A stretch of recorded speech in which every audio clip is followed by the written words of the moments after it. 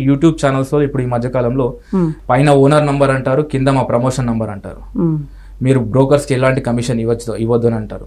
మనకు ఖచ్చితంగా కూడా ఇంత పెద్ద ట్రాన్సాక్షన్ అయ్యేటప్పుడు, ఎప్పుడైనా కానీ కూడా పెద్ద ట్రాన్సాక్షన్ అయ్యేటప్పుడు థర్డ్ పర్సన్ అనే వ్యక్తి ఉండాలి, మంచి చెడుకి.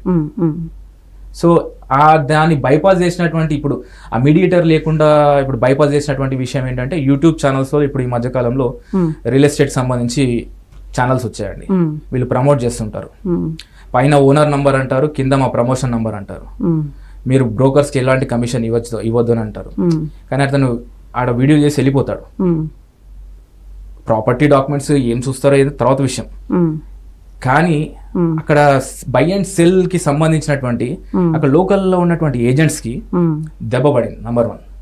నంబర్ 2 ఏమైపోయిందంటే, ఈ యొక్క క్రమంలో వీళ్ళు బ్రోకరేజ్ వ్యవస్థను తీసేస్తున్నాం అని అంటున్నారు, కానీ వీళ్ళు బిజినెస్ డెవలప్ చేసుకుంటున్నారు. ఒకరిని తొక్కి వీళ్ళు బిజినెస్ డెవలప్ చేసుకుంటున్నారు.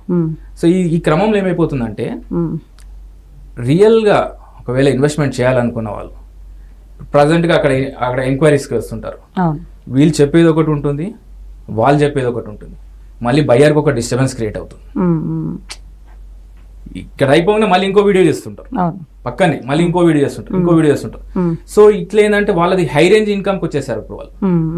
అటు వీడియో తీసినందుకు మళ్ళీ చెప్పరు ప్రమోషన్స్, మళ్ళీ దాంట్లో ఓనర్ నంబర్ అంటున్నారు. మా దాంట్లో వేయాలంటే మాకు ఇంత డబ్బులు కట్టాలని చెప్పరు, లేదు అంటే మాకు ప్రమోషన్స్ ఇప్పుడు.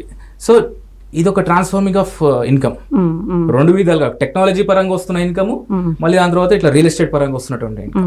సరే, అంటే ఈ నేపథ్యంలో చూసుకుంటే ఇప్పుడు మీరు అన్నట్టు మీడియేటర్స్ కానివ్వండి, లేకపోతే ప్రమోషన్ చేసే విభాగంలో, ఓనర్స్ విభాగంలో బయ్యర్స్ అయితే సఫర్ అవుతున్నారని చెప్పచ్చు. 100% నేను అదే చెప్తున్నాను, బయ్యర్స్ సఫర్ అవుతున్నారు, రియల్ గా రియల్ ఎస్టేట్ ఫీల్డ్ లో ఉన్న వాళ్ళు సఫర్ అవుతున్నారు. సో రియల్ కొన్ని కుటుంబాలు, వేల కుటుంబాలు ఉన్నాయండి. ఇప్పుడు ఒక ఏరియాలో, మీ ఏరియా అండి, మీ సొంత ఊరు, ఫర్ ఎగ్జాంపుల్ కరీంనగర్ అనుకుందాం, లేకపోతే కడప అనుకుందాం. సో మీ ఏరియాలో మీకున్నంత గ్రిప్ నాకు ఉంటుందా అండి? ఇప్పుడు నాది హైదరాబాద్ అనుకుందాం అండి. సో నాకు హైదరాబాద్ లో ఉన్నంత గ్రిప్ మీకుంటుందా? సో అక్కడ ఏముంటుంది, ఇప్పుడు హైదరాబాద్ కూడా అంతే. అక్కడ ఏముంది అంటే, పాత ఆ విలేజ్ గురించి, ఆ ఏరియా గురించి ఐడియా ఉన్నాను. అక్కడ పలానా దగ్గర చెరువు ఉందనేసి చెప్తాడు, లేదంటే ఇది ఇట్లా ఉందని చెప్తాడు. అక్కడ లోకల్ ఉన్న వాళ్ళకు ఒక ఐడియా ఉంటుంది. వాళ్ళు అక్కడ ఆఫీస్ ఎస్టాబ్లిష్ చేస్తారు, వాళ్ళు ఎక్కడికి వెళ్ళరు. నేను చెప్పేది, అక్కడ కొన్ని వందల ఆఫీసెస్ ఉంటాయండి. మీరు ఎక్కడ వెళ్ళినా కూడా they are settled over there for their business.